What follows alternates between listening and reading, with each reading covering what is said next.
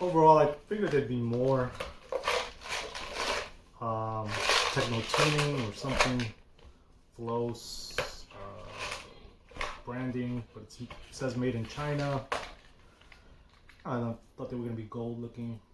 It's like something you just buy at any hardware, to be honest with you. A little dissatisfied, but I guess I'll take out each one of these, starting with the new looking good. Looking good.